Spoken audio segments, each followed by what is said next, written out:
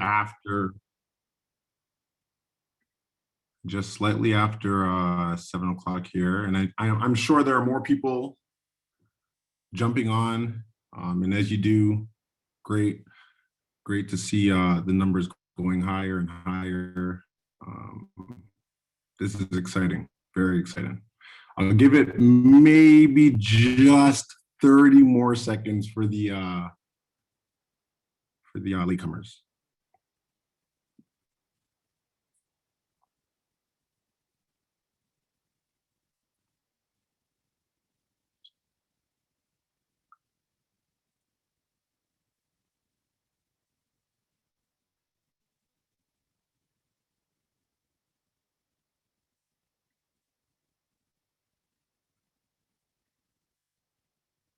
Okay, sweet. I think I'm good to go.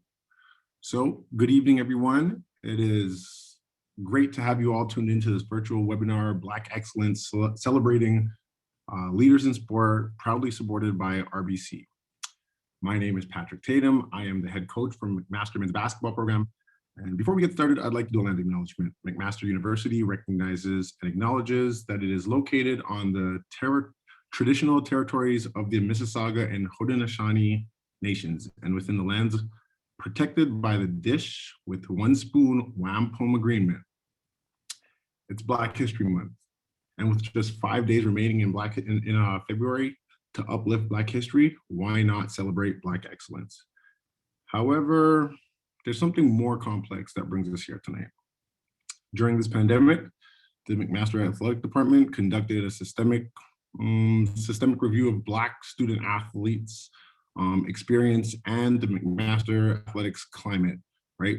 And in light of those findings, lead reviewer Dr. Ivan Joseph, Vice President of Student Affairs at Wilfrid Laurier University, concluded, and I quote, "It's clear there's a culture of systemic anti-Black racism within Mcmaster athletics." So tonight, 2 Marauder students, along with the entire athletic department and some wonderful support from RBC, want to highlight Black excellence, celebrating leaders in sport. Now, before I introduce our 2 moderators who will drive this conversation tonight, I definitely want to spotlight and welcome Dr. Claire Warner on her new role here at Mcmaster as Senior Advisor of Equity, Inclusion, and Anti-Racism, a role that was created as a result of the Systemic Review and Action Plan. For me, it's remarkable to see how promptly we, Mcmaster, worked on checking the boxes on the action plan items. Shout out to Sean Van Coonet and the senior admin, great work, I love it.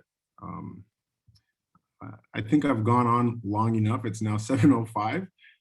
Without further ado, 2 outstanding student athletes will moderate this panel discussion: Marissa Dillon, women's rugby, and Enoch Penny Laria, men's football. I'll leave it to both of you guys to introduce the 4 panelists, who, by the way, are alums of Mcmaster University. Have fun, enjoy. Thanks for the introduction, PT. Yeah, very excited for tonight. We have some amazing panelists. And yeah, I guess we can go on and introduce our panelists. So I guess we can start with Janelle. And I want you guys to please give us a background on yourselves. So we can do name, occupation, Mcmaster affiliation, and what brought you, or rather what made you want to join us here tonight. Hi, everyone. So my name is Janelle St. Alvin.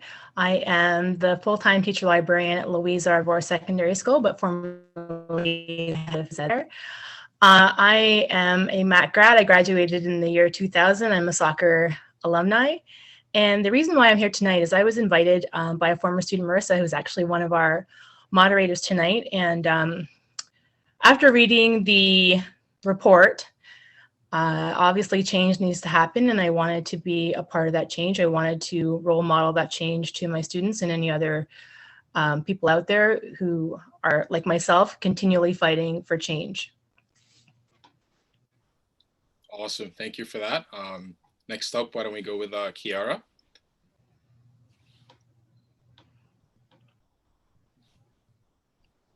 Hello, everybody. My name is Cara Valencia Hines. I am a Master Women's Rugby alum and a 2018 kinesiology graduate.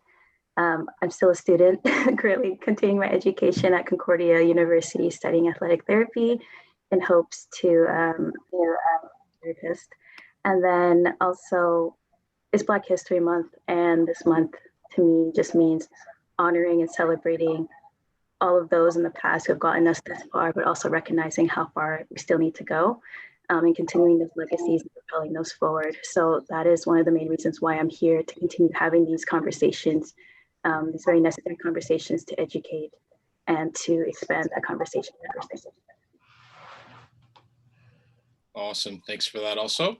And I guess next we can go on to Keegan Johnson. Hi, Keegan Johnson, graduated 1998, way back. Graduated with honors computer science and a minor in physics. Right now, I'm the CEO of a new company that we co-founded, just launched, Let's Go Fitness. We're basically creating an online fitness community for people with disabilities. And I mean, the reason I'm here, one, PT, Coach Tatum asked me to be here. He's been doing a great job with the basketball team. So as an alum, I want to support them in any way that we can. And number two is really, I love seeing and hearing and supporting any sort of stories of excellence. As a community, I love hearing about our athletics success, even past university. And I guess obviously in this situation, we're sort of stuck on the ground floor with some of the report that's come out. So any way I can help, through my experience, love to be a part of it. Thanks for that, Keegan. Next up, we have Coach Warner, Mike Warner. I'm going to be calling him Coach because he's a coach on the football team. So, hi everyone, Mike Warner here. I graduated from civil engineering at Mac. Corey Grant actually extended the opportunity to me to be here tonight. Off the heels of the review, and I was a coach at the time when the events happened. It's really important for me to be here and to speak on it and to hope or make sure that this, the events that we saw in the report don't happen again. And that's most of the reason why I'm here. Awesome, thanks for that. And lastly, we have Victor.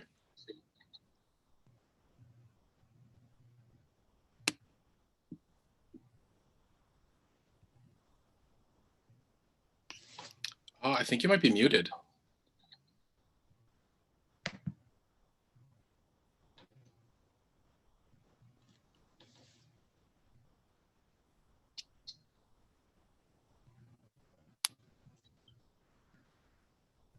Can you hear me okay now? Yeah, there we go. Okay. Awesome. I apologize for that. This is like the most cliche thing in 2020, 2021. Hi, everyone. My name is Victor. I'm currently a branch manager with RBC Royal Bank, and I'm also currently a student taking my MBA at the Group School of Business. And I'm so glad to be here. And I think when Claire reached out to one of our RBC advisors at the Met campus, I was so delighted to be a part of the conversation because I think it's such a meaningful conversation. And it's a privilege just to be able to speak about it, considering that it's Black History Month. And I think it's also important that we're having these conversations because it brings a lot of awareness to the issues of systemic racism and bias that we're hoping to see change. And Mcmaster University is such a diverse community, and I think it's important that our community reflects the type of change that we're hoping to see. Our community reflects the type of diversity we're hoping to see. So definitely happy to be here. Thank you for that, Victor. With that said, those are all our amazing panelists. So I guess we can get started with it. And one of the first things Marissa and I wanted you guys to share is what does Black History Month mean to you? So since you just spoke, Victor, why don't you start with that? What does Black History Month mean to you personally? Thanks, Enoch. I would say that Black people sometimes go through a less than ideal experience at school, as we can tell from the Mcmaster review, at work, and just generally all around. And in my opinion, I think it's one of the only opportunity that we have to actually talk about these things, that we have to actually share these less than ideal experiences. And I think it's also a great opportunity for a lot of allies to actually listen and learn and just generally pay attention to the challenges that we're going through as Black people and just generally BIPOC. But I think it's also an opportunity for us to celebrate a lot of Black excellence and people who have done a whole lot, and people who are currently doing a whole lot to pave the way for individuals like us and individuals who are looking to go where they've gone. So I think it's a bit of everything, but in summary, that's what I think Black History Month means to me. Sweet, thank you for that as well. Yeah, we can go right on to Coach Warner if you want to add anything to that. I think Victor pretty well summed it up. I think it is an opportunity to celebrate and remember a lot of the people before us, the Black people before us that have kind of paved the way for what we do today and how we are, able to be successful. I think, yeah, he pretty much summed it up, but it is an opportunity for, us to use our voice and speak out. I think more recently, as I got older and kind of got more involved in moved on with my life, it's more important to see the things that we see as blind spots, things that we kind of take for granted, and really realize that the people before us had to pave the way and create those opportunities for us now. Yeah, for sure. I completely agree with that. And then, yeah, Keegan, if you have anything to add to that too.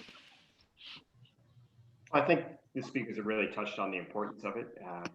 Looking back, celebrating everything we have accomplished. From my point of view, I've always been more sort of future oriented. So Black History Month hasn't been, a huge focus. I've always been thinking about, hey, what can we accomplish with our team, with our business, with our family, with our community going forward. That's really the way I've approached it. Thanks for that as well. Then we can go Cara and then Janelle, if you guys have anything else to add to that as well. I kind of touched on it in my intro, but Black History Month also means empowerment and liberation, and also kindness, and most importantly, that accountability for ourselves and for our allies, because we're all learning and unlearning every day in support of and efforts to be more anti-racist in our society. And also, I think it also brings awareness to the realities of what it's like to be Black, and having these conversations can inspire our allies and such to stand beside us rather than behind us. And if that is what comes out of this month and every month following this and from this conversation, then by all means. So for me, Black History Month, I mean, as much as I love Black History Month and I put a lot of effort into celebrating it, I love to see Black history celebrated all year round. Black history is Canadian history. It's a part of all we are and all we do. And I think, but when we have Black History Month, yes, it's a time for celebration, but it's also a time for education. It's a time and an opportunity for us to learn the stories that we didn't necessarily get. We were growing up in school and to feel that sense of pride. I mean, Canadian born, but of a West Indian background. And, Black history in my family's history brings me a great sense of pride.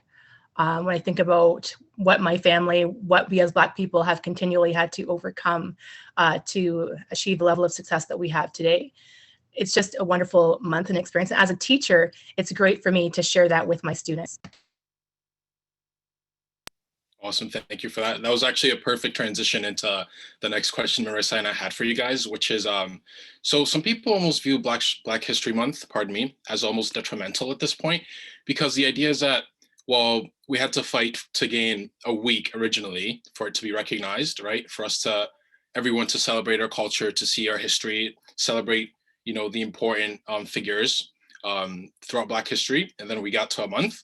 Do you think it's almost, should we do away with the idea of Black History Month and move on to like a year-long approach with it? Do you think it's really limiting us and our society to kind of be narrow-minded in the sense that, okay, enrolls February, this is our time where we celebrate Black History Month, and try to like jam pack the same almost repetitive lessons and stuff like that, if you know what I mean. And I want you to start with this question, Janelle, as an educator.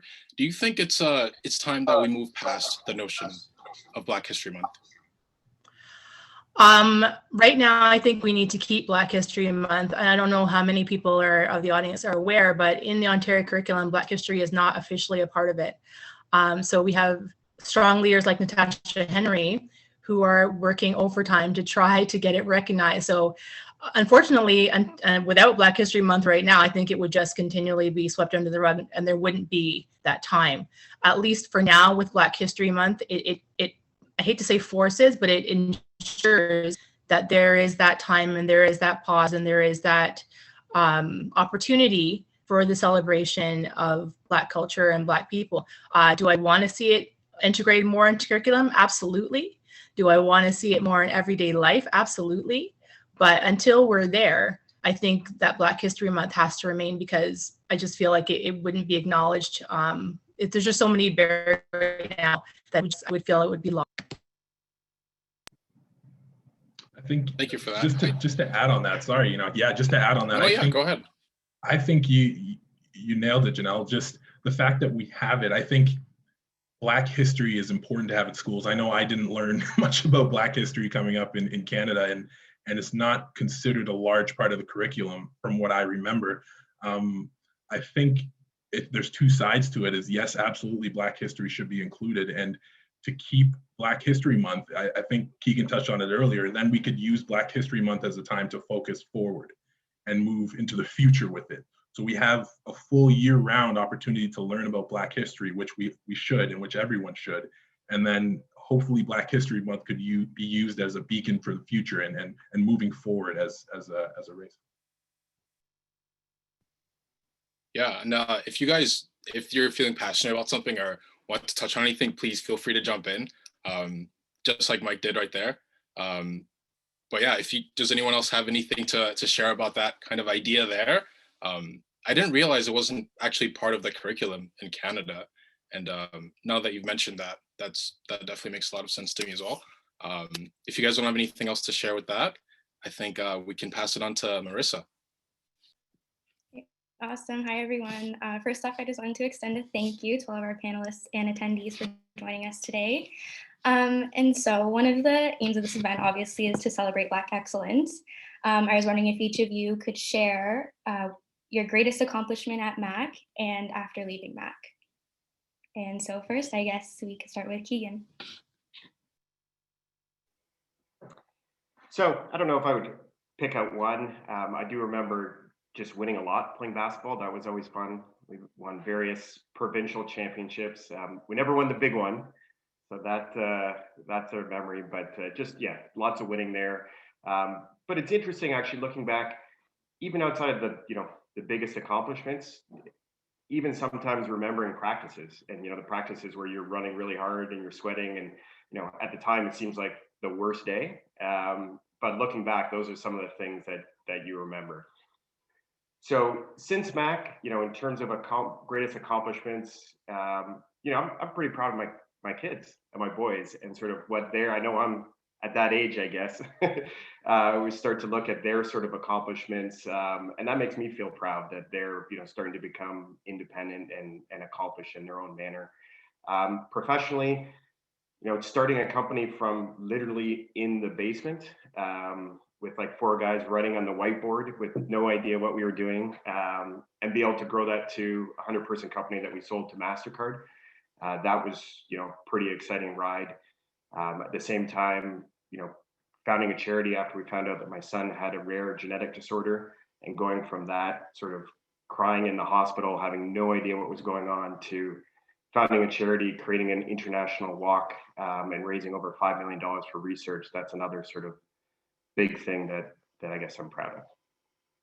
Thank you for sharing. And I definitely can relate to your point on missing the practices. I feel like even now I miss shuttle runs. So I feel like I would do anything to get that back, even though I never thought that I would ever say that. Next, I guess we can go to Cara. Kind of to just echo what Keegan said, we won a lot when I was there.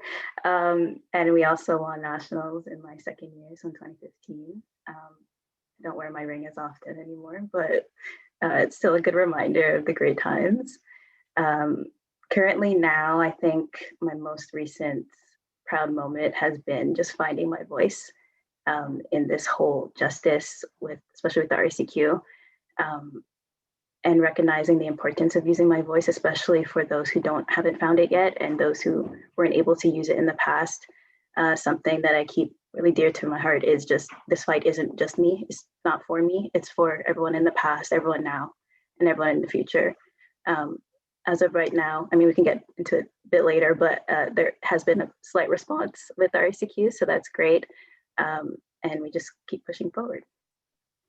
Thank you for sharing. Victor?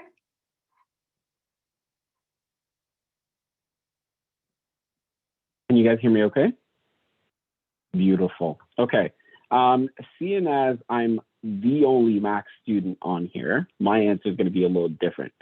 As an MBA student, I think one thing that I would speak to is I'm definitely learning a whole lot and taking a whole lot back to my role as a branch manager, as a people leader.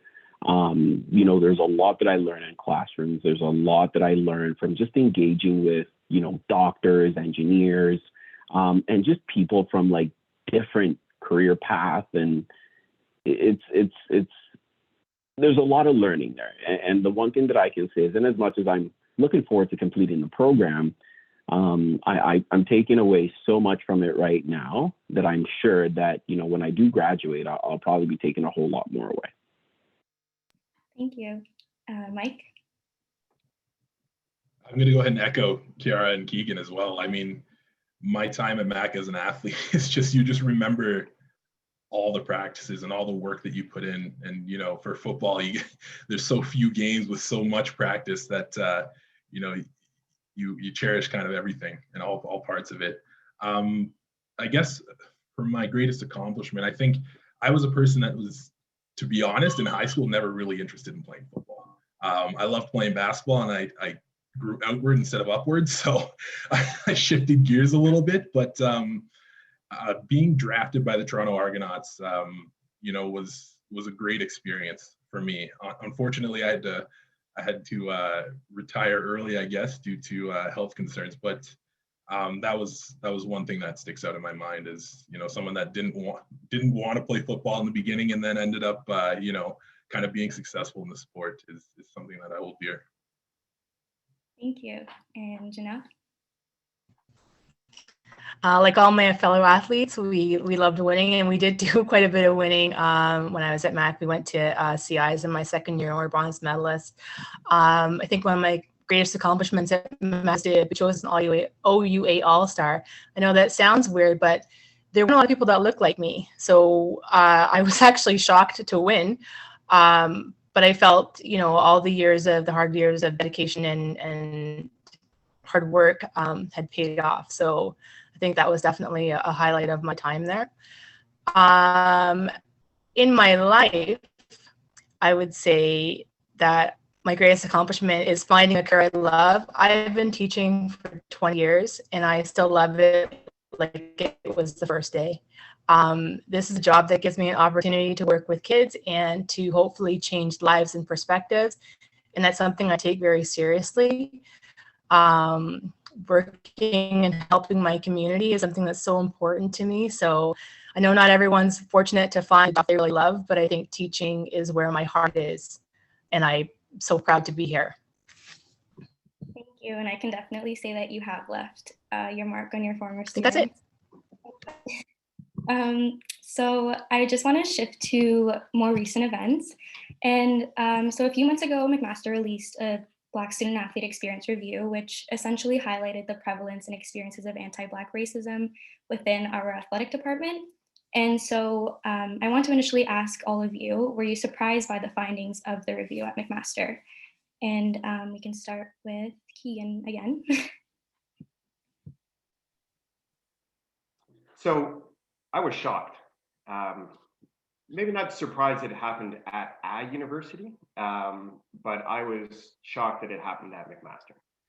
And that was really just because it did not match my experiences at Mcmaster. I mean, the first thing I did is I texted Coach Tatum and said, like, what's going on? What's happening? So from that, because I was in that situation, sort of my personal experiences didn't sort of match, and I mean, I loved going to Mac. I loved playing athletics at Mac, and I think actually my experience playing, getting injured, being supported, going through that adversity, prepared me for a lot of the challenges that I had in life, and allowed me to be successful. So there was a real disconnect. So I went back, recently, and I talked to a number of the players, both black guys and white guys that I played with, to try and find out, hey, what happened? Like, was I missing things, or what's going on? But really, overall, their experience was similar to mine. They didn't resonate with sort of the broader systemic racism that was articulated in the report. And then I went back and I talked to a number of other black students, friends of mine from Mac, and say, hey, what did you guys find? You were at Mac during that same time. And the same thing came back, that they didn't report sort of that broader systemic racism. So then I was really intrigued. I said, this is something that we got to drill into. So as I was going through the report, I tried to look at the specifics in that report and then match them back with my experience. And what I think came out from my review as I went through that is there's a number of experiences that I could relate to.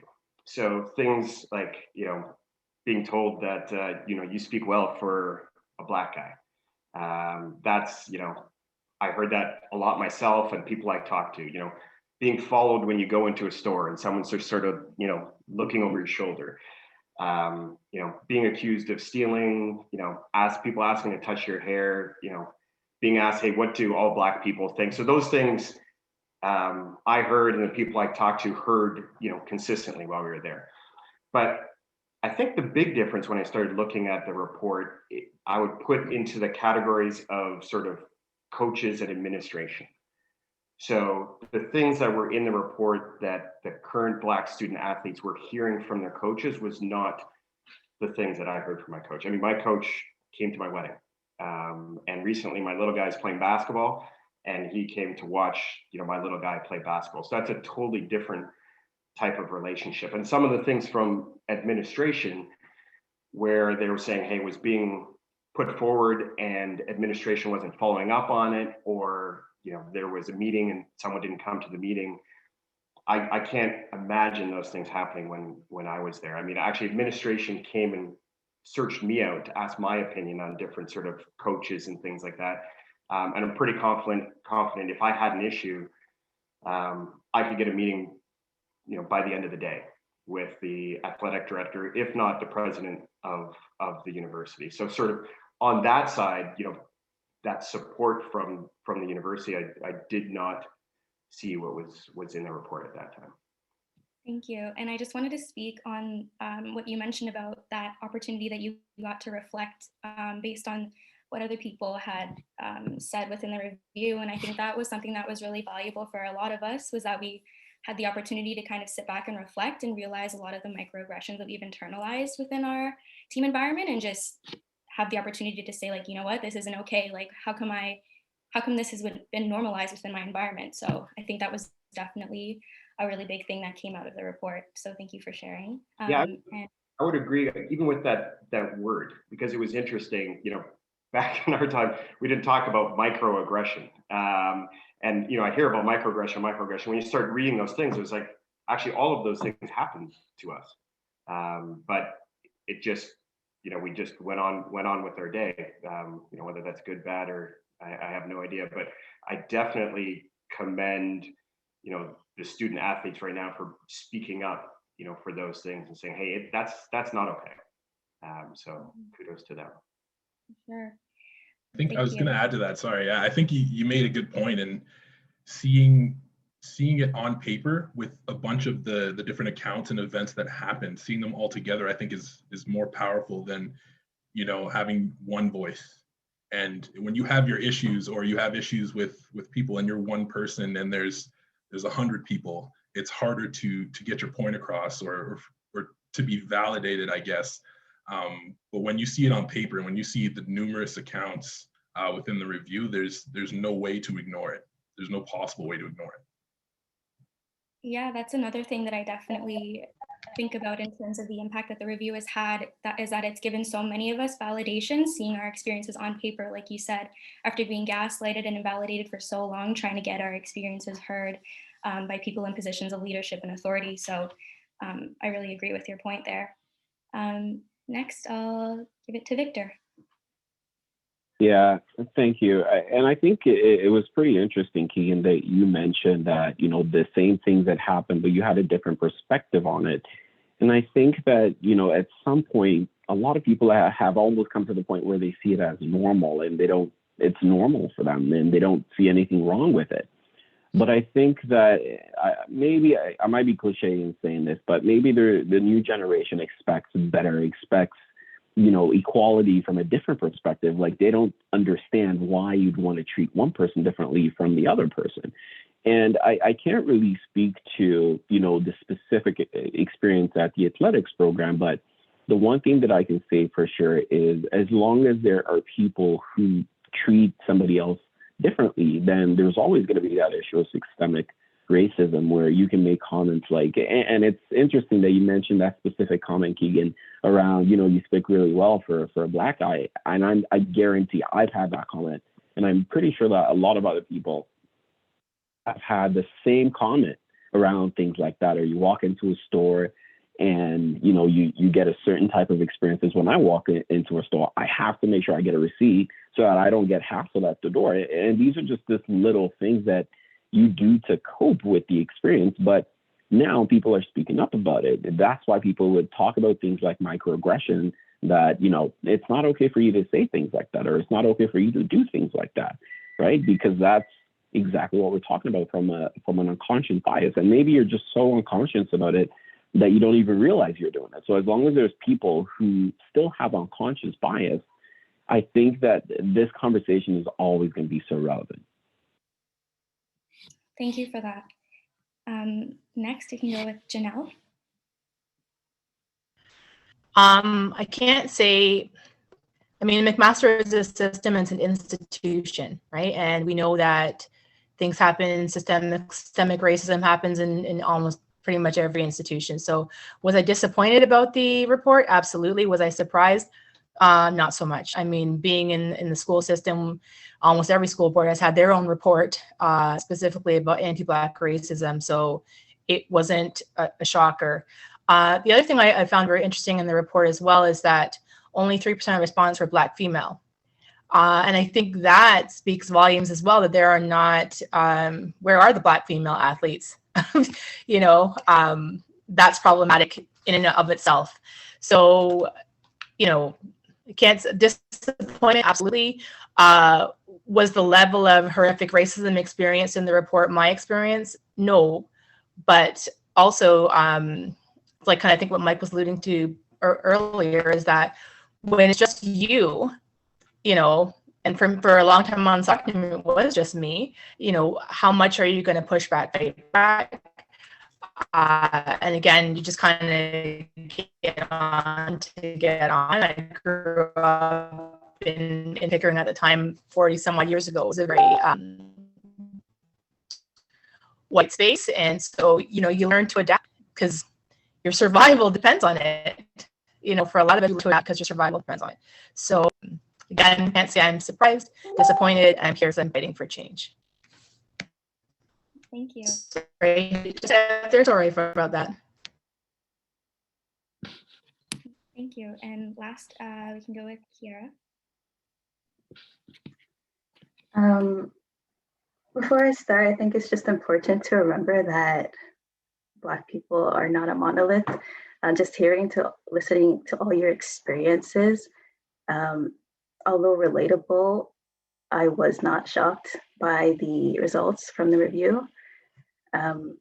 Unfortunately, I started the process and wasn't able to finish it, to be a part of it, but also it just goes to show how prominent it is and how much we've normalized it. And I guess it's more of a question of, why did we have to normalize it? Why did we have to internalize those things that were happening to us? And I guess it's a question for all of you to answer, but it just goes to show how much our experiences are so similar but so different. Like you said, the microaggressions, those were so prominent in my experience at Mac. I literally labeled it Mac microaggressions because it happens so often. And I just, like Janelle said, just went into survival mode. It's just like, okay, this is what it is. Not like anyone's going to listen to one little Black girl's voice. And so it just, it's upsetting, but at the same time, it comes down to just respecting people for who they are and who they are as human, regardless of skin color, regardless of religion, regardless of anything that applies to them. Underneath our skin, we're all the same. I mean, 206 bones, I should know this. And so it just goes to show there's so much that needs to change, so much that needs to be done. And that review definitely highlighted the issues that are wrong with the school and what needs to change. And it even goes as far as going outside of the athletic department, because I experienced a lot of microaggressions outside of my sport as well. So even not just targeting the athletic department, but also targeting the university as a whole. Like, what are you doing to change to make sure that all your Black, biracial, Indigenous people of color feel included and safe in this environment? I think the other important point for me anyway, that when I was reviewing that, is it kind of feels like typically we always think of things as, hey, racism, discrimination was really, really, really bad, like way back. And then it's sort of slowly lowering, and we're working our way towards a better place. But that narrative doesn't seem to fit for me anyway in this situation. It wasn't like it was like, oh my God, awful before, and then it's, gotten a little bit better. From what I read that report, there is new racism being created. That's not, left over from before. That's something that's sort of been created in the more current time. And I think the important question then is why, and how can you stop racism from created, not just always thinking that it's this historically bad thing. And I have some ideas, but I'd love to hear what everyone else's thoughts are on that. Yeah, thank you for sharing. I definitely think that a big thing to think about is the nature of systemic racism in Canada and how covert it is. It's kind of, scary in a way that it like lurks in every single system and institution where you don't even realize that it affects you. Like, it just silently affects you, So I think when people say, for example, Canada doesn't really have as bad as racism or discrimination as the United States, I think that's a little bit of maybe an ignorant comment, because as much as it's not overt and in your face, it's definitely covert and it's silent, and it affects you in ways that you sort of internalize them. So I think that's one of like the big things is where, you said that, you see kind of like a downward, but it's not really. I think it's just become more silent in nature. So if anyone has anything to add on to that, if not, we can move on to the next question. So I think if I'll jump in again. So what I see in this situation is, and this was alluded to in the report, and Dr. Joseph did an amazing job with that report. So some of this is just repeating what's in there.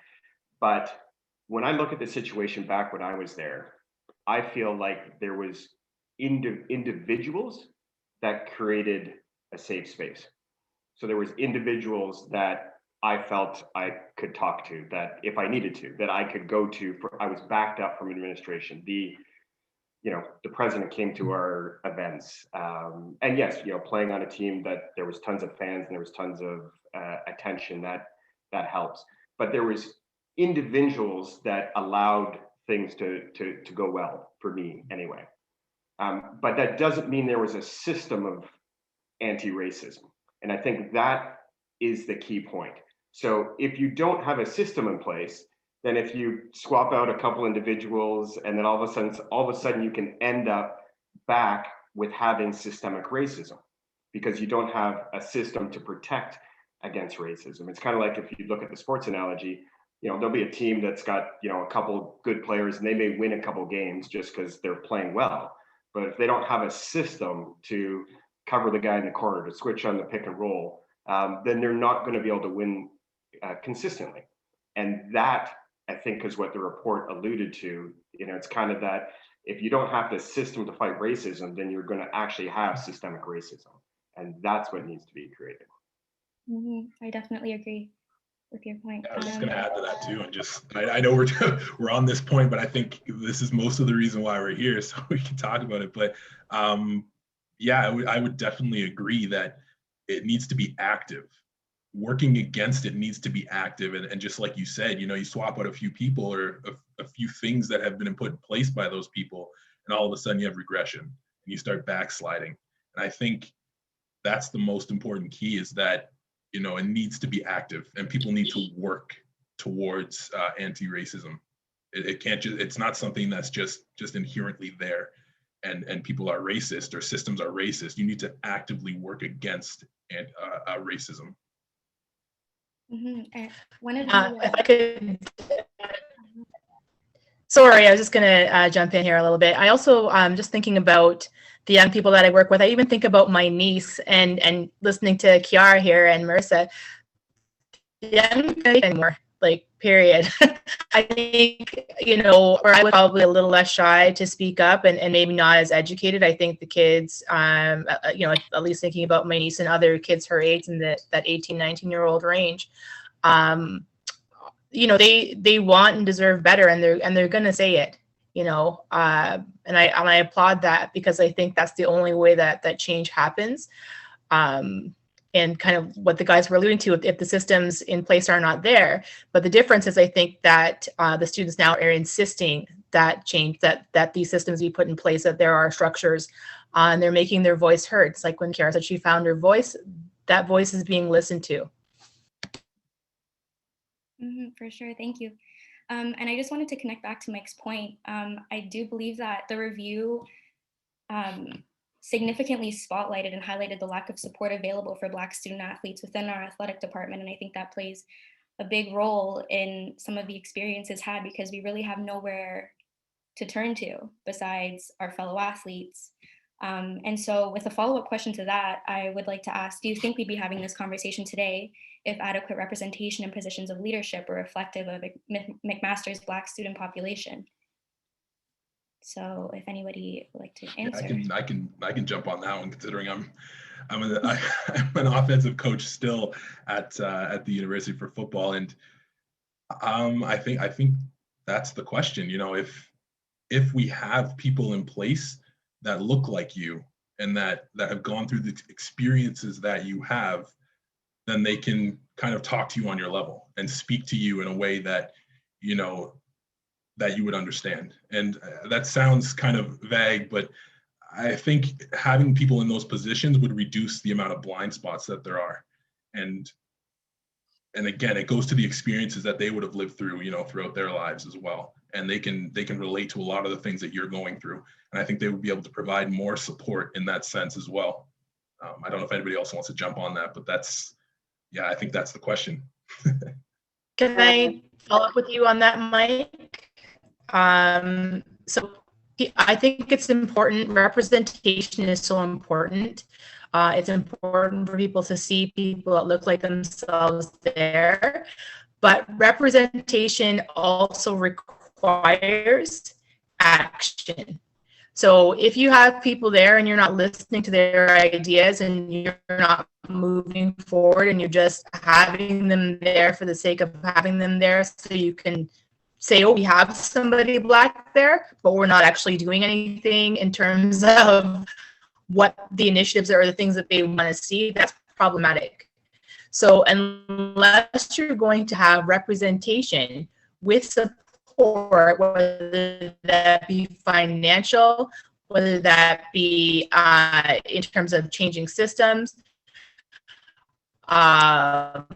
you have to act on the recommendations of the people that are there. Otherwise, you're just making the situation worse. You're putting them there and you're hamstring them, and they're not able to make the kind of progress that they need to or want to be making because there isn't the support. And that's isolating in itself. I think it's important to recognize that, yes, representation is important, but it needs to be concrete representation. if we're just saying, oh, let's just hire them because they're Black, check it off our list, cool. That doesn't do anything. If your athletes and your students aren't feeling represented and understood and heard, then I personally would take a white coach over a Black coach if they're doing the job better. So that representation needs to be they need to have the accreditation and the experience there. And also, I find a lot of times we speak of representation from a hierarchy point of view, whereas we need to look down the chain as well. What are we doing to ensure that that representation is not only at that highest level? What are we doing leading up until that point? This goes down to high school, this goes down to colleges, this goes down right to elementary school and kindergarten. I had 2 Black teachers and I'm still in school. There's a problem. So what are we doing to ensure that that representation is there, but also that it's actual concrete representation? Yeah, that's a really great point, and I do have to say that, you know, I loved what Keegan said there, because I think what we're hoping to achieve with having representation is creating a space of psychological safety where people can speak up when there's a concern, where when there's a concern, it's dealt with, you know, systematically. So if we're having that representation, but that psychological safety that we're hoping to provide is not there, then that's a problem. Whereas, you know, with what Keegan said in terms of we cannot build or redesign our systems based on one person's ability to create psychological safety. We have to create the whole system to support that. We have to create a whole system to in a way that, you know, it encourages people to be more inclusive. It encourages a safe space. It almost literally discourages systemic racism. So I think I would focus more on the systems, and in a way, like Yara said, it wouldn't matter if it's a Black person or a white person, as long as that system's there, that's creating the environment that we want to see. So I'll jump in. Love the comments from the panelists, and I think, Victor, you nailed it on the head. If you can sort of create a system that you can put different people in different places. It's like if you think about from a business, your sales point of view, you might have one great salesperson, you can get a couple sales a month, but what's your sales system where you can track your leads coming in consistently all the way through to closing? So that's what we need to do. But specifically on representation, I'll make 2 points. So the first one is, you know, the representation isn't just to create a safe space for Black athletes, which is important, but it's actually fun. And again, I'm repeating what was in the report, but it's fundamentally looking at diversity as a strength, right? It's not just we need to have a Black person so that we can create a safe space, but do you really believe that having a diverse team is a strength? And that's the fundamental question. If you really want a different viewpoint, which is going to make the team and the whole better, that's one of the big reasons why we want that representation. And the second point I'll make is when we speak of representation, we talk about, you know, student athletes, we talk about coaches, we talk about administration. I think it's also important to talk about athletic directors. And I don't know the answer, but I don't know how many Black athletic directors we have in Canada. I also don't know how many Black presidents of the universities we have in Canada. So I don't want it to be, hey, we need representation at a certain level. It was like, you know, Black people could be receivers, but they can't be quarterbacks.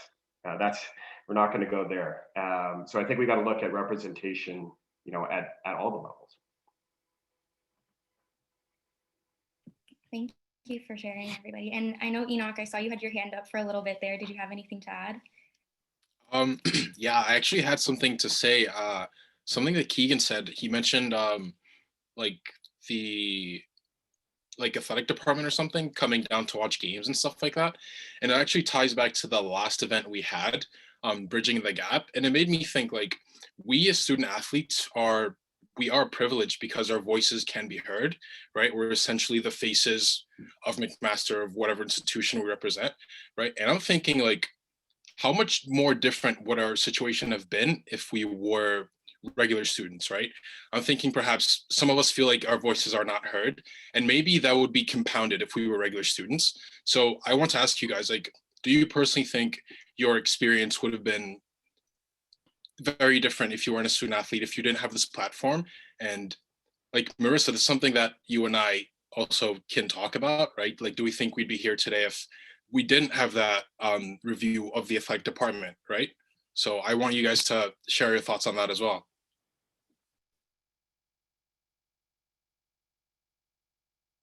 If you have any. So I'll jump in. So 100%, at least from our point of view, and I think you said it right, the privilege that we had at that time, or I had at that time, in playing for Mcmaster was a huge opportunity. I think there's things that I learned, I could have leveraged it more, and I could speak to that more at a different time. But that was a huge opportunity, but it's also an opportunity that I think should strategically be brought by the administration. And our coach actually did a good job. He actually made sure that we were connected to different people in the community. He made sure we were connected to different professors, president of the university. So he was creating a lot of those opportunities to network. But that is a huge privilege. That is a huge privilege. I mean, we had media at different events. So if there really was a problem, we actually had a direct outlet where we could start to voice those things. So I think it's great that the current students are using some of that to drive this change. And then the question, we'll get to it later, but what comes from this is how else can that change be used? Because the report talks about the action plan for the athletics university. They talk about different hiring processes for within the athletic university. So the question I have is Mac going to actually use those same hiring processes for the rest of the university, not just athletics? Because, guaranteed the similar thing is happening, across engineering and stuff if you're not, implementing those same processes. So use the privilege, figure it out in this situation, but then apply it broadly. I'm just going to hop on here quickly. I think it depends. Speaking from experience at Concordia and in the RACQ, yes, I have my voice now. Is it being listened to? Questionable. Is it being heard by everyone else? I like to think so. But I know Keegan and I talked about this before, but it comes to the question of what are people in power doing about proving that systemic racism doesn't exist, rather than having people who are marginalized and experience the racism prove that it's there. I think it's a matter of them actually listening to what we're saying, rather than us having to go beyond what we're trying to explain and be like, hey, we're experiencing this, listen to us. But that's the difference. They're not listening.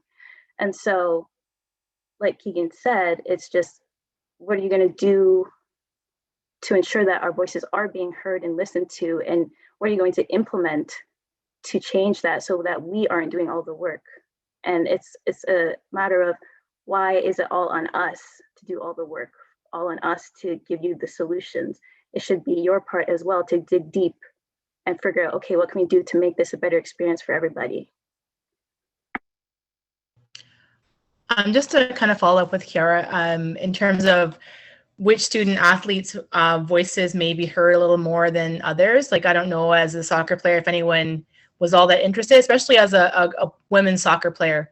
I can pretty much tell you that my cachet at the university was not anywhere near as high as Keegan's.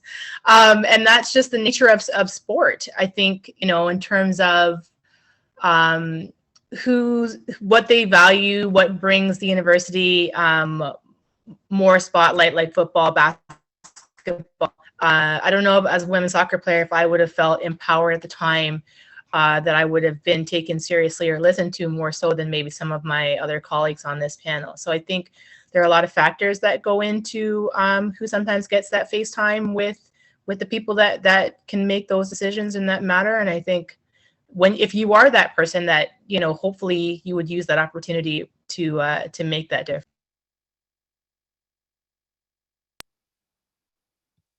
Okay, yeah, I guess someone else has anything to add to that, but yeah, thank you for that. Those are some really great ideas, and that I definitely understand what you're saying about taking what we implement within athletics and then kind of advancing it towards the rest of university. Yeah, there was a lot to think about. That's pretty packed. But going on to more of like I guess like a mental health aspect of things. We've all been through these difficult challenges and adversities and everything. So did you guys during your experience at Mac ever feel disconnected or maybe feel some kind of exclusion as a Black player or BIPOC player or whatever you identify as, like during your time as a career at Mac? And how did you handle this? Like, were there any support systems in place? Did you turn to anyone in particular? I just want to kind of hear how you handled adversity related to dealing with your identity.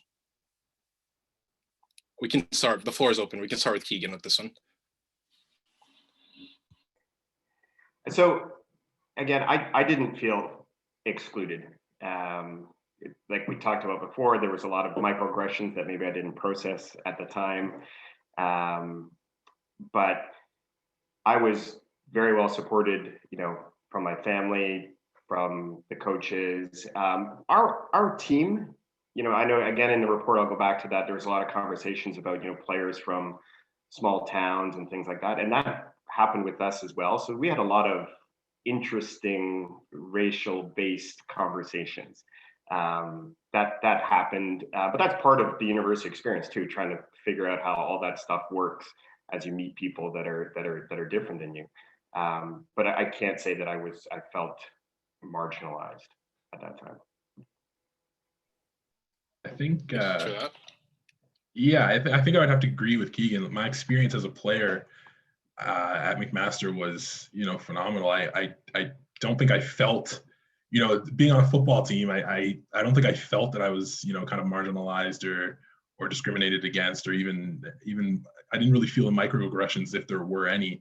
But I would say as a coach and more recently, you know, in light of the review and a lot of the experiences that, you know, Enoch, you would know as a player, the experiences that I heard of a lot of the players of the past, and, you know, some of the things that were currently going on at the university, you know, kind of opened my eyes a little bit. And again, like we talked about before, when you kind of get in the same room with people that share similar experiences with you, it kind of makes you think a little bit more about some of the comments or some of the things that you've gone through yourself too, that gives you that validation. I know Marissa mentioned it earlier. It's kind of that validation that, you know, there are things that are going on in the background or things that you don't see on the surface that do truly affect you. And as a Black person, they affect you.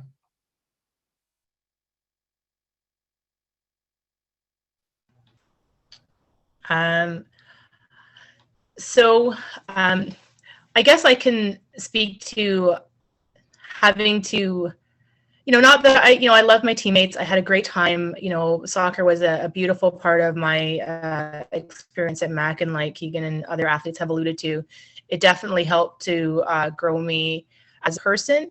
But did I always feel like I could be my authentic self? Not necessarily. And so we call that code switching, in terms of, you know, I'm gonna be a certain way with a certain group of friends, and then I'm going to be different. I'm going to be a bit more myself. The other groups, for example, I was on the African Caribbean Association. I was on the executive there.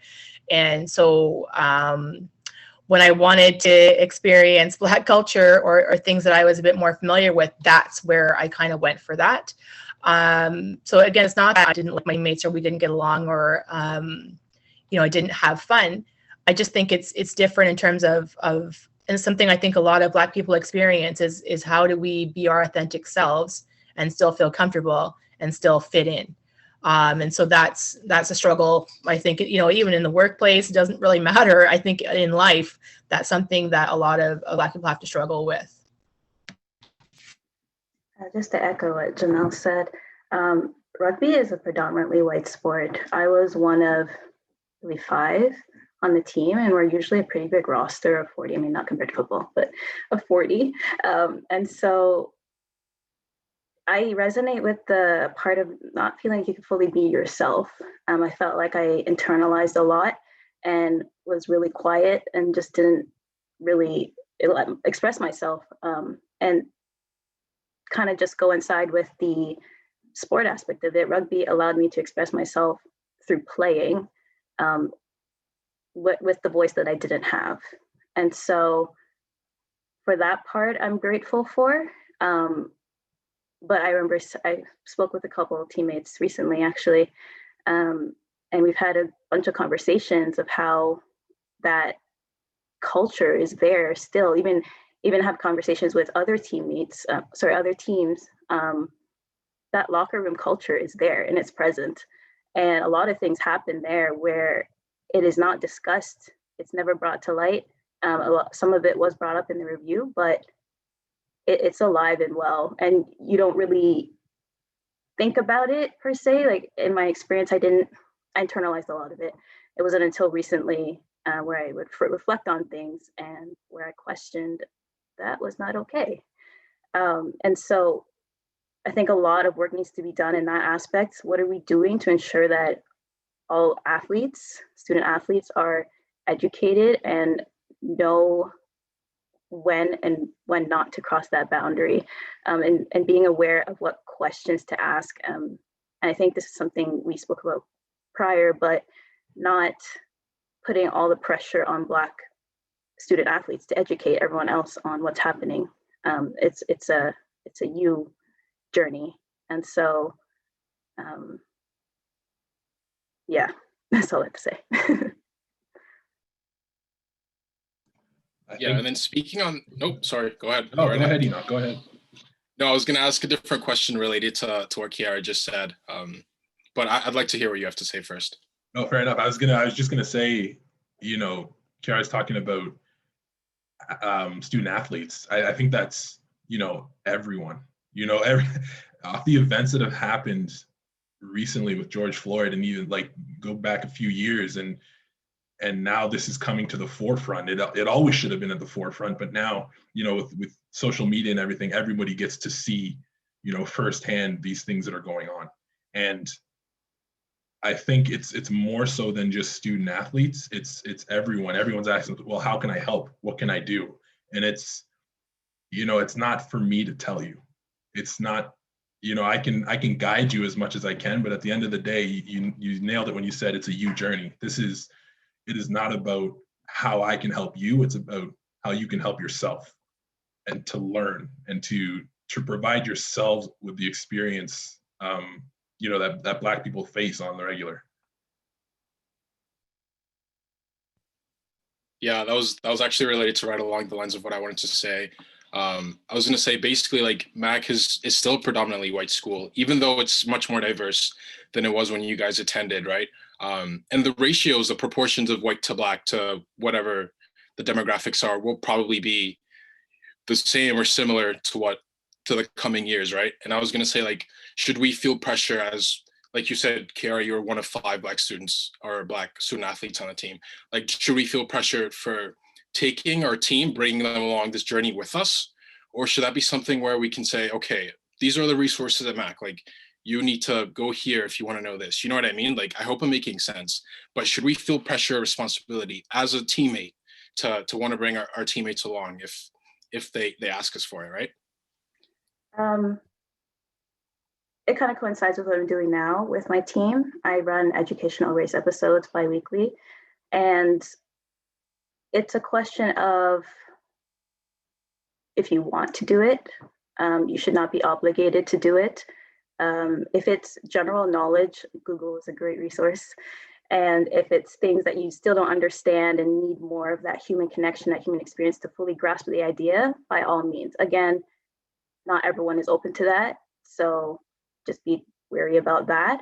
But how I structure my educational episodes is I will find something that is more recent in our society and how it kind of shows how nothing has changed from history. So I don't dwell too much in the history aspect of it, because I trust that you're doing the research to do that and figure that out on yourself. But I'm focused on the more recent stuff and how that relates with what history is, what history has been. And so when I do have these episodes, I provide, let's say, like a TED Talk or watch the 13th documentary, or things where they have to question themselves. And then we come together and have those conversations and those discussions. So I think it's a matter of guidance, like Mike said, but I don't think it's a matter of educating them. It's for them, it's a self-realization thing. Yeah. Okay. The other thing that's important in that discussion is, so I think probably all of us have been asked, and I've been asked questions about like, well, how do Black people think about this or that? And it's like, I have no idea how Black people think about that issue. I can tell you, how I specifically feel, when someone follows me in a store or does whatever it is. But I can't speak for, the broader Black population. So I'll tell you my experience. Again, if it's a friend, I think Mike had said this and Cara said this, it's optional. If you feel you want to help your friend and have that conversation, then you shouldn't feel obligated. But I'm happy to have that conversation with friends, but I'm going to limit it to my personal experience rather than speaking on behalf of Black people, which is not possible. Just to kind of add on to that, if you're asking me to educate and we don't have any kind of relationship and you're just coming out of the blue with like, tell me yada yada, it's not going to happen. Just because, if I'm going to have that hard conversation with you, then I need to know that you care and that you're invested. And this is not just something to tick the boxes and say, I did this person. It's more of what have you invested, and what are you willing to do? I mean, everyone loves to have the title of ally, but unless you're willing to put it out there and put your neck on the line and to challenge other people, are you really, if the allyship is not costing you anything, are you really an ally? Because allyship is not pretty and it's not easy. So I think there should be less of a focus on trying to tick boxes and gain titles and more on a focus of action and understanding and listening. I can't tell you how many conversations I've had where it's just getting you to believe that this experience is happening to Black people is exhausting, so until you've done some self-reflection and really change starts with the individual. We're quick fingers and say that person is not doing enough or that person's not doing enough. But if you're looking at yourself and what you yourself are doing, I'm going to feel a little less likely, a little less forgiving to want to get involved. But if I see you committed to doing work, I have no problem. And as a teacher with my students, I have no problem because they're young and, I'm hoping that change is still possible. But as a grown person who can make choices and decisions, you've got to take responsibility for your actions, and then I'll support you. But it's not just going to come easy and right out the gate. Just to add on that, I don't think it's a matter of convincing people that racism exists. I think it's a matter of just showing them your experience and the factual information and them making a choice. At the end of the day, we can't force anyone to stand beside us. It's a choice that they have to make for themselves. And again, it's not a matter of being non-racist, it's being anti-racist. Being non-racist is seeing something that you think is wrong, you don't say anything about it. Being anti-racist is calling it out when you see it and when you hear it. And I think that's the big difference and something that needs to be more clarified, especially for people who are in that anti-racist work and as allies. Yeah, and it's such a really huge point that we talk about because, and I can't remember who mentioned this, when, people come and have conversations with you, especially given that we're in Black History Month, they're asking, so on behalf of every Black person out there, how do you guys think about this? And you're like, I can't do that.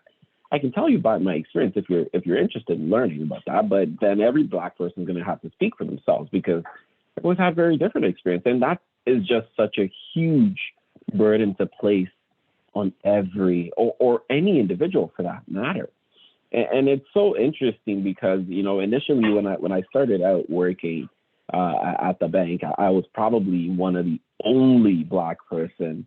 And I couldn't figure out why. So I told myself, it's probably because we have, such a negative work ethic, or we just have a really bad work ethic is why we haven't hired Black people. So I said, okay, I'm going to try and do this myself where I'm going to prove that, Black people have good work ethic, but it's exhausting, very exhausting.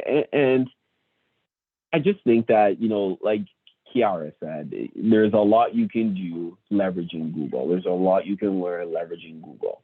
And if this is something that you are committed to as an ally, what have you done so far? How have you educated yourself?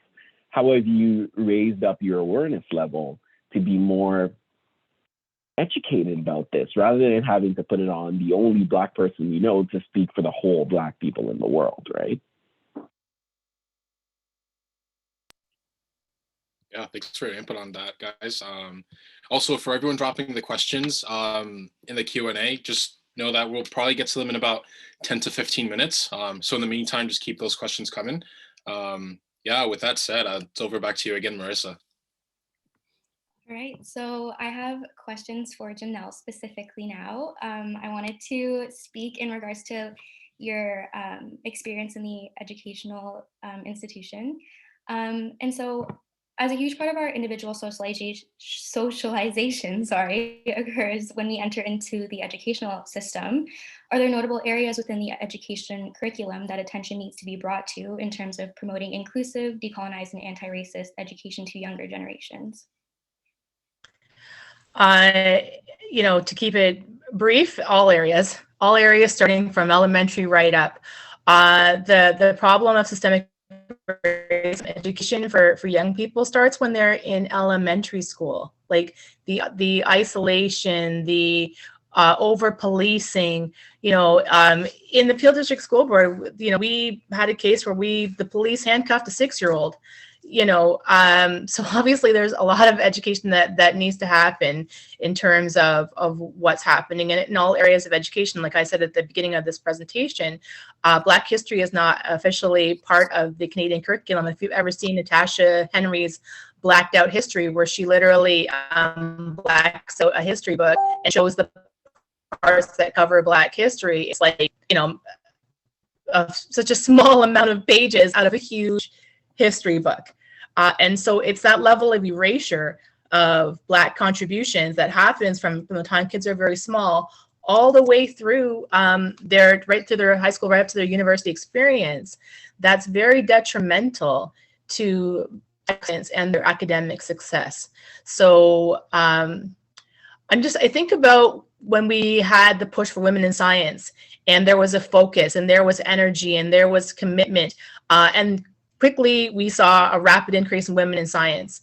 The same thing has to happen with Black youth, where there is an investment, a commitment to change, encouragement, support, and we're going to see change, right? It's not that we're incapable of learning or that Black kids are not good students, or those stereotypes and those low expectations that people tend to believe.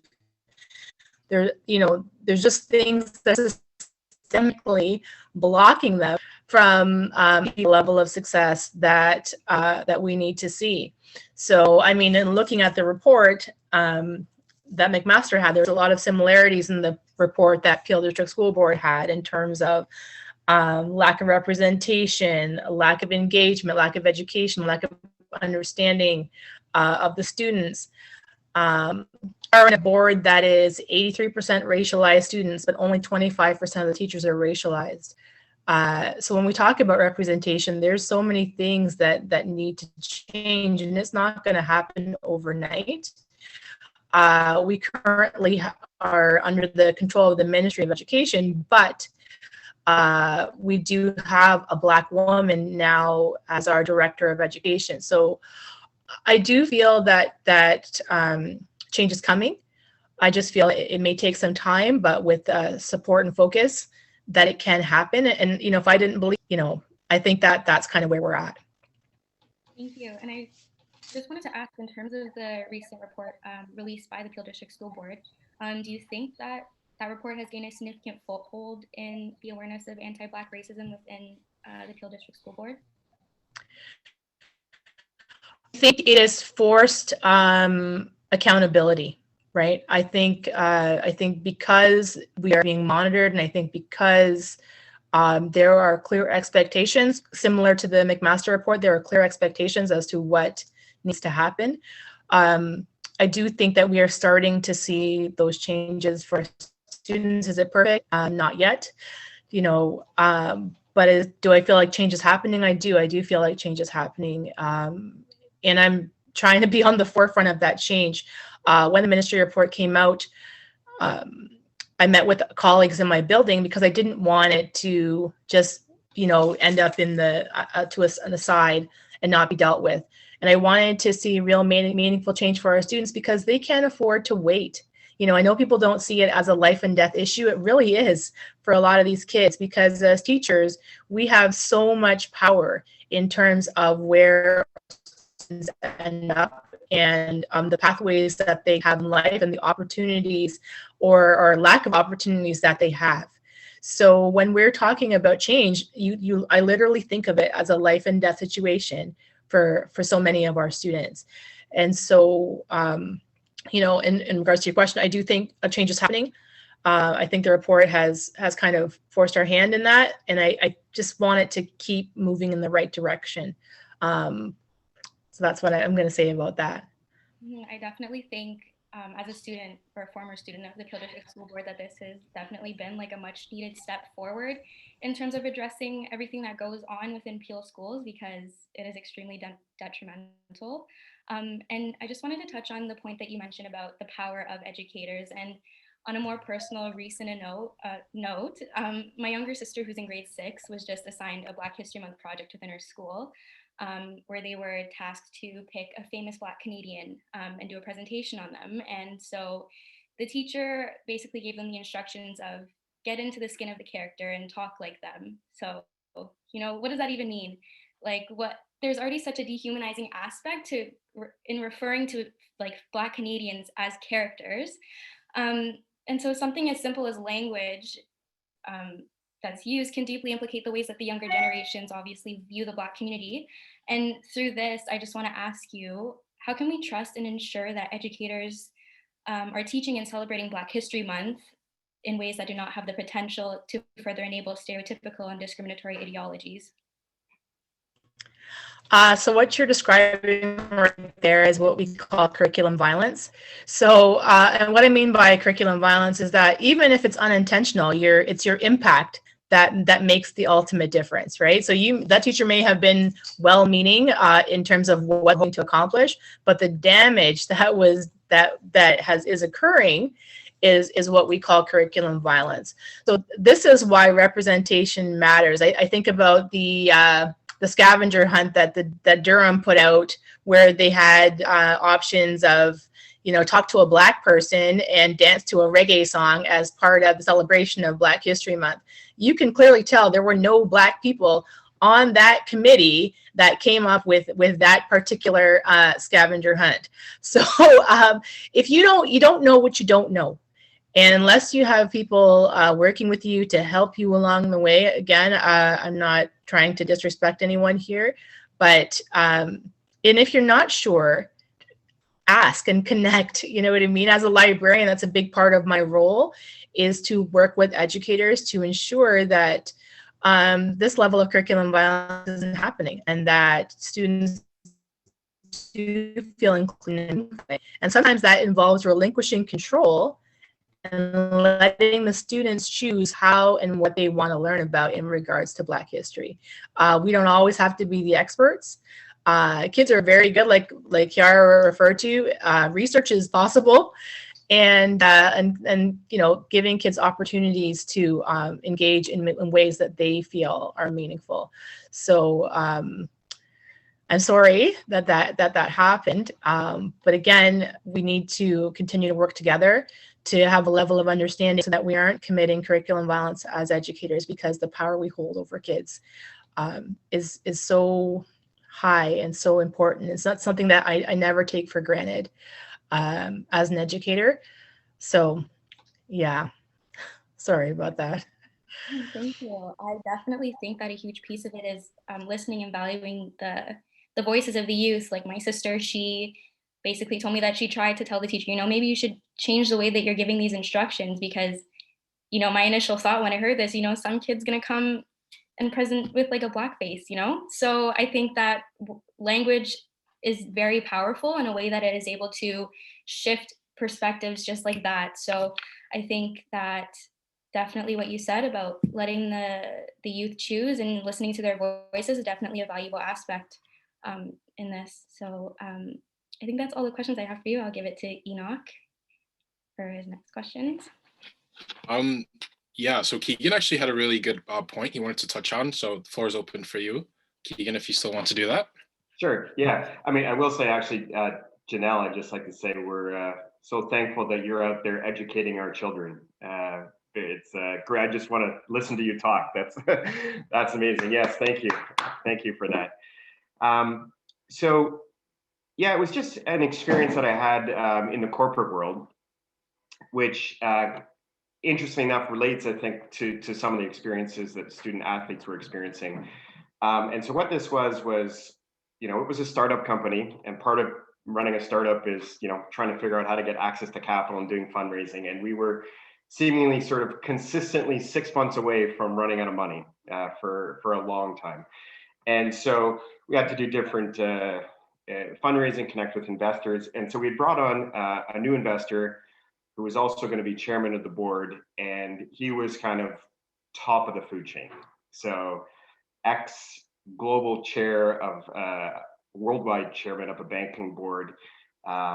His house we ended up going to was literally like 21 flat screen TVs.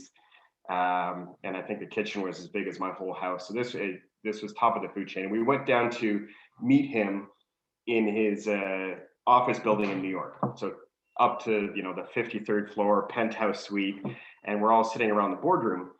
And it was myself and the three other co-founders. So we had 4 co-founders of the company. And we're sitting down with myself and 3 other white co-founders. We're having the conversation back and forth about the company, what's going on. And I'm finding that he's not looking at me. Then I'm finding out he's not sort of listening to me and sort of discounting everything I'm saying. And so I'm a co-founder. We started this company. I was the president of the company. And I was completely ignored in this conversation. And at the same time, there's this power imbalance because we need money to make this company run, or else we're going to run out of money. He's now the chairman of the board. So I left that conversation, that boardroom, and I was just shattered, trying to figure out, you know, what to do, what to make of it, you know, how I'm going to proceed. Didn't say anything directly because it was sort of a sensitive situation because we need the money, or else we're going to run out of money for the company. And I remember we're in the elevator, we're coming down, and I'm just sitting there quiet. And one of my other co-founders said, well, you know what? He didn't really look at you in that conversation. And the next guy said, yeah, and he didn't shake your hand at the end of the conversation. And then the third co-founder said, yeah, he was an asshole. And it was just that, and again, it's not that, you know, we need to be validated by someone else, but that's kind of that role of the ally. So they didn't wait for me to bring it up. They called it out directly, what they saw at just from a personal point of view, and saying that was offside. And the fast forward from that, we actually had the conversation about, hey, how are we going to address this? Because we still needed to do the fundraising. And as a team, we actually worked it out. We made sure that we were very clear next time we had the board meeting in terms of, hey, if you're talking about this conversation, you know, talk to this person, but everything that comes up related to partnerships or whatever it was, you got to talk to Keegan. And so in that conversation, again, this guy sort of started to ignore me, but everything got redirected. Now, once I was able to have that conversation, you know, he asked some pretty tough questions. I had some great answers for him. And then all of a sudden things shift. Then he started looking at me. Then he started being interested in what I had to say, because now he realized, you know, me as a person, as a valuable at that time, you know, business person could actually help the situation. And he made a point of actually shaking my hand and looking me in the eye at the end of that conversation. So for me, that sort of encapsulates a little bit about that, you know, that power imbalance and what the role of an ally can be in that situation. But at the same time, as a Black man, I have to be prepared that, you know, I may not have an ally in that situation. And then it comes down to, hey, what is my strategy to get through that situation? And I think the key thing is, if you think about that, I don't think there is any one strategy. Sometimes you're going to need to confront things directly. Sometimes you're not going to be able to confront things directly in that situation. But the more you can actually pre-plan for that situation, if you know what's going to come, then the better your outcome's going to be. Awesome. Thanks for sharing that story with us, Keegan. Unfortunately, we're running a little bit low on time, even though there were many other things we would have loved to talk about. Yeah, but with that said, it's 8:30, and I think we should move on to some Q&A before we run out of time. Yeah, actually, Victor wanted to answer a question. So Victor, if you want to take it away, please go ahead. Sure. Thanks, Enoch. I think Natasha's question was, what do you think can be done to improve diversity at the leadership level, or how can we encourage more people to apply for leadership? So that's such a really important question, because when, at the height of the pandemic and when the whole thing with George Floyd and he got killed, people started asking questions. Why don't we have Black people in leadership? Why don't we have Black people at the executive level? Why don't we have Black people on boards? And a lot of companies came up with an answer that really surprised me. And the answer was, we don't have them in the pipeline.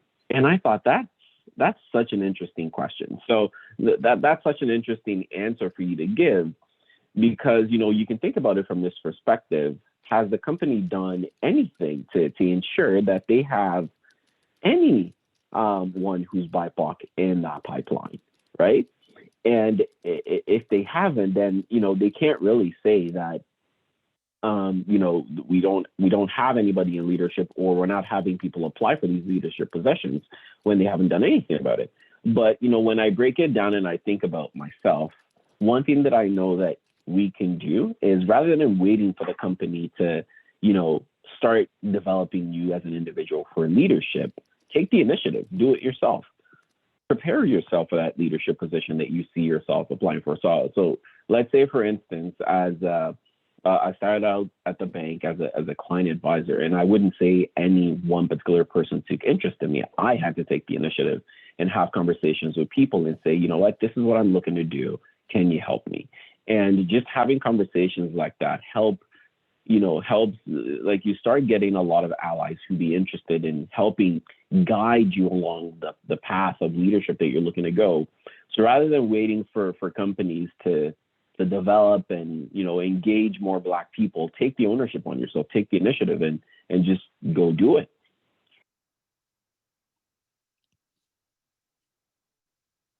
Okay, yeah, thanks for that, Victor. We have another question here from Bahman Brahimi. I think it's Ben. Sorry if I'm wrong about that. But yeah, Ben said universities have major issues. Oh, where did that go? Did we answer that already?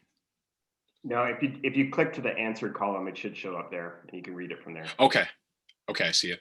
Yeah, so here we go. Universities have major issues to solve in terms of anti-Black racism. However, as I listen to these conversations, the issue of lack of representation at the grassroots level comes up consistently, whether it is the lack of Black coaches in the community or at the high school level, or Black high school students being streamed away from post-secondary education. There is a lack of development in the Black community in our society. How do we as university employees help the grassroots? The floor is open once again if any of you guys want to tackle that.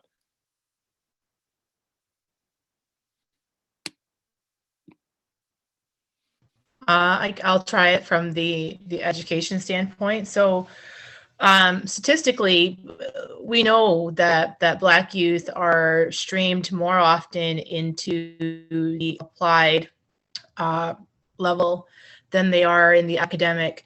They are also far less likely to end up in any specialized regional programs. And those are decisions that are made for them. Even students that are English speaking but are Black are sometimes put into ESL classes, especially if they've come from Caribbean countries. So you have students being their opportunities limited even before they're going. It's a big deal, right? If you start out in the applied stream, it's going to be very hard for you to switch over to academic, and without academic courses, you can't go to university. So even if that is your plan, if you're being told that's not your plan, that's a problem, right? And so many families rely on the education system to adequately guide their children and may not know the system to know that they have choices and can not have to go with what the school is telling them if they believe that their child is capable of higher levels of academics. So there's a lot of things in the system that need to change because those parts they're broken. They're fundamentally broken. So until, as much as we'd like to say sometimes, yeah, you can just go ahead and do it, there are barriers that are stopping our from I feel very grateful, and I just want to shout out to my family here that they were willing to go in and fight with the school when things were not looking great because they knew my strengths and they were willing to back me when the time came, and they were not afraid to do it. And I understand parents' trepidation and maybe not lack of understanding of the system that is designed sometimes to keep Black students from being where they need to be. So if you're trying to help at the grassroots level, education is key. People need to know what their rights and responsibilities are as students, and to understand how the system works and to fight for their kids. You have the right to come into school and question the decisions that are being made, but you don't have to just accept what's being put on the table for you. I don't think a lot of parents sometimes know that. So I would encourage any parents out there to ask questions, to be involved, and to push. And anybody higher up, if you've come through the system and you can reach back and let your knowledge and education help someone else, I always encourage that as well.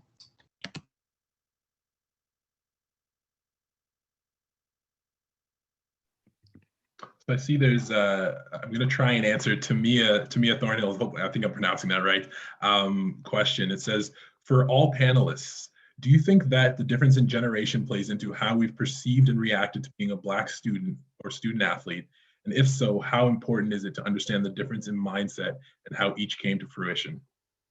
So I think generationally, it's tough to say because I think the diversity at the university, and anybody could correct me if I'm wrong, it seems like it's gone up since, maybe 10 or even 15 years ago. It seems like we have a more diverse group of people at the university.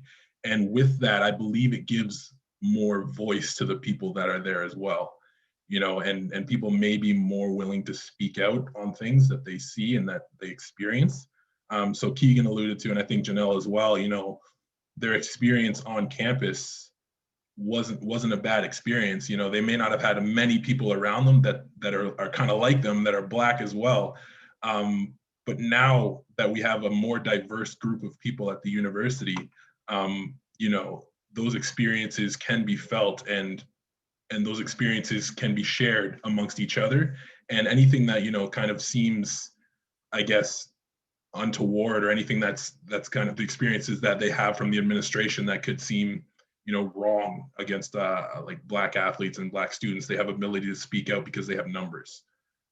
Also, social media can affect the way we see things and the way we perceive things now, because you have strength across, all of Canada, or you have large groups that can converse virtually versus, at the time, give it, say, 10 or 15 years ago, that wasn't possible.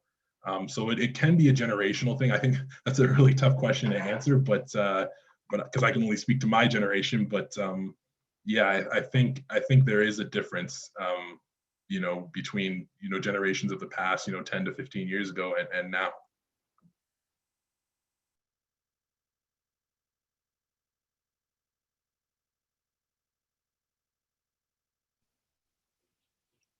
Okay, thanks for that. Yeah, last question. Marissa, would you like to take that one? Yeah, for sure. So we have a question here from Rachel, and they're asking, the social aspect of team sport is something that is deeply related to, but also in some ways beyond the scope of McMaster Athletics as an institution. How do we foster more inclusive team cultures, and how can the administration address the issues that arise more effectively? So the floor is open to anyone who would like to answer. I can go. Rachel is actually one of my past teammates. Hey, Rachel. we've actually had this conversation, and I think one of the main things here is just making their experience easier. I know for myself, I had to pay tuition myself, and I know a lot of AFAs are really performance and academic based. And so when you look at AFAs, what are we doing to include everybody outside of just academics and performance? What are we looking at in terms of their lifestyle, the circumstances they're in, their work life, everything outside of that? Because if you look at it, and it's funny because I had this conversation with many people, you're asking us to perform, right? But you're not considering everything else that are factors that are affecting our performance. So you want us to come to practice, be on time. You want us to keep our GPA up so that we can receive that AFA, but then we also need to work to support ourselves. We need to study to stay in school. And there's so many other things that are affecting that. So I feel like oftentimes from an admin/team perspective, we don't consider that when it comes to providing opportunities for Black students and colored students in general. And that is something that needs to be fixed. And I know the OUA task force highlighted that. And that is something I've highlighted as well for the RCQ. It needs to change. And because you can't just focus on just performance and athletics alone, because there's so many other things that are affecting those.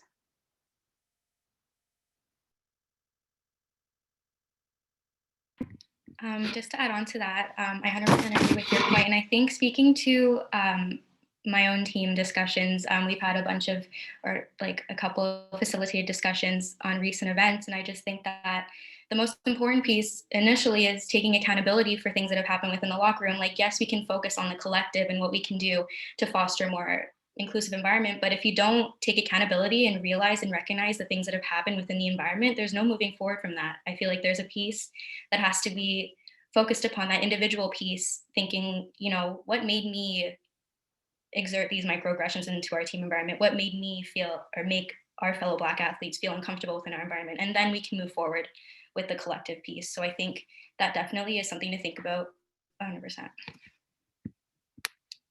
If no one has anything to add, I think, Mike, you wanted to answer one more question? Yeah, I was going to try and, first of all, I'm going to try and pronounce your name. Hopefully I do it right. I think it's Siobhan. Siobhan has a question. It's one thing to get a diverse pool of candidates for a position, but how can we ensure that the questions being asked in the interviews are equitable? Who's creating the questions, and are those questions relevant to all candidates? And I think that's a really good question. I think, we were going to speak about something with regards to, the hiring process and stuff like that in the corporate workplace. I work for a company, an engineering company, and at that company, I'm one in the office that I work at. There's 10,000 people across Canada, but the office I work at there's 2 Black people out of about 45 people. And I had a conversation, off the heels of this review, because my director is a Mcmaster alumnus. And off the heels of this review, he basically said, like, what's going on? Why is this happening? What are things that, that I can do to help? He just wanted to learn. And, I have a pretty good relationship with him. And I said, here at where I work at WSP, this engineering company, it all starts with, who's in the room when you're hiring. And, recently, this was a conversation I had last summer. It's interesting that we have this now, because last week he included me in an interview. And, I sat in on the interview. There's a few other people, and this is engineering or civil engineering is predominantly, white males. So he made the effort to make sure that I was in the room. There was a few women colleagues that I have that they were in the room in different interviews as well.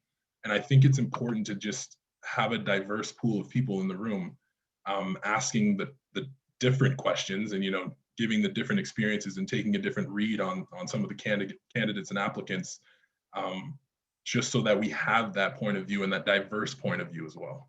I think that'll go towards creating diversity in the workplace, is having those people in the hiring process as well.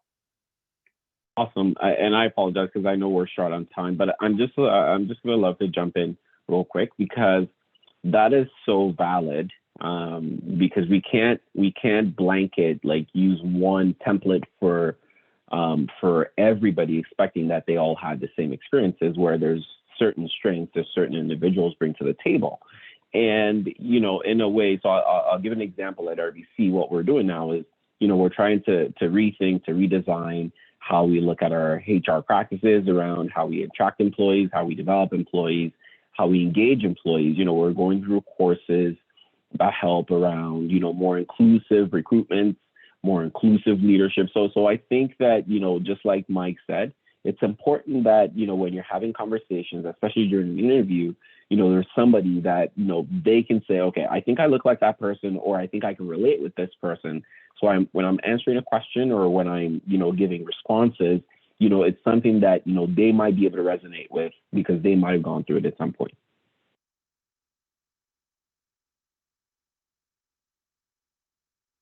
Over to you, Enoch. Thanks for that.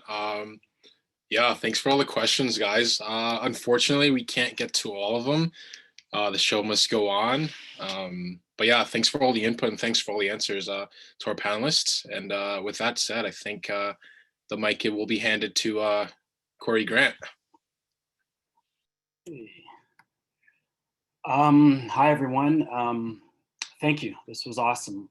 Before I get into thanking everyone, I'd like to bring on our athletic director, Sean Burt, to say a few words. Sean, go ahead. Thank you, Corey.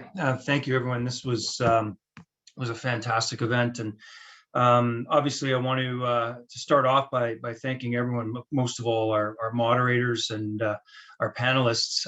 This is a great reminder of the excellence that Mcmaster is known for, and we get to see it in action here this evening. It's truly inspiring to see our student athletes moving on into the real world, so to speak, and doing amazing things. And it's nice to see them around campus supporting our teams and that sort of thing.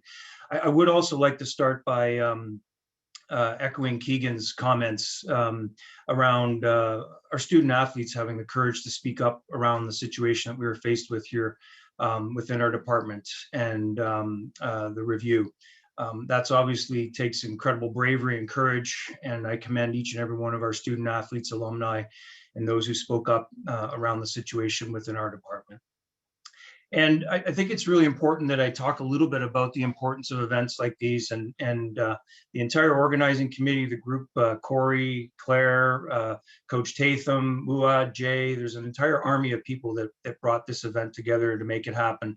I think at one point here this evening, I saw there was close to 100 attendees, and that speaks volumes about the importance of what we're talking about, but also the level of engagement that we're seeing. And these events that we've had over a series of months now allow us to have, I think as Janelle had said, the difficult conversations that we can listen and learn and be intentional around the action that we take within the department and frankly right across the university. And we're thrilled to have Dr. Warner joining us and our team and helping us navigate through the response plan. And one of the things that we discussed and are thinking of is how do we better communicate around that and be intentional around our communication so people understand that not only have we got a plan and a response plan, but we're taking action against it. And there's been a number of things that we have accomplished thus far, but there's a lot of work to be done. And frankly, this is not something that just ends. This is going to be ongoing, and that's our commitment. Being relatively new to Mcmaster, my commitment and focus is ensuring that nothing like this ever happens again within our department and within our university. And as difficult as it was for us to read that report, it was infinitely more difficult for our student athletes to go through what they went through. And a lot of what we read there was quite shocking and heartbreaking. So my commitment, along with that, the senior administration within Mcmaster, is to do just that, to take action, to make real change and implement real change. And it doesn't happen without events like this, where people speak about their experiences and better inform us as leaders on campus and within our community to make sure we're following through and people are feeling heard. That's critically important. There's no question in my mind that we have a lot of work to do, and that's right across our department and within the university. but I have every confidence that in true Mcmaster fashion, as we've seen here tonight, that we will accomplish great things together, because it will take a team, and no one person or no one group has all the answers, that's for sure. So I feel very indebted to the entire group here tonight for sharing their experiences with us, helping us learn and get better. And of course, to the group that made this evening's event possible. We'll continue along down this road and continue the conversation for sure. I'm really excited to work with Dr. Warner on many of the plans that we have going forward, especially as it relates to our internship program and identifying future leaders, but also in and around developing a Black student athlete panel and other initiatives that will just make us better as a department and as a community. So hats off to everyone and the panelists, the moderators, the organizers. Fantastic job. Thank you so much for everything. Awesome. Thank you, Sean. And I'm just going to close off the evening, I think, just following up with what you just said there. And thank you. We look forward to all the stuff that's happening on campus. I just want to thank Enoch and Marissa. You did an amazing job tonight. So thank you. It was outstanding. To our panelists, Janelle, Mike, Keegan, Cara, Victor, thank you for taking the time to share your voices with us. This discussion was so powerful and educational, so thank you. Thank you so much. We appreciate the support from RBC, from the athletic department, and the greater university community, along with leadership, and all the individuals behind the scenes that made this event happen. We thank you so much. And thank you to the audience for everyone taking the time tonight out of their evening to listen to this important conversation. I hope everyone was able to take something away tonight from them, from the conversation, and we can continue to celebrate our differences and be willing to listen to each other. As Coach PT said at the beginning, there's only a few days left in February, which is Black History Month. But the conversation doesn't need to stop right here. Let's continue to talk. For our student athletes and for those affiliated with OUA Sports at Mcmaster, take the time to complete the Ideas Lab survey. That's a way to help and to continue keeping this conversation going from beyond this month and beyond, and keep it moving forward. Again, thank you to everyone that is here. Let's continue to talk, continue to celebrate, continue to listen and connect. And I look forward to the next time we have another one of these conversations. Thank you to everyone and have a good night.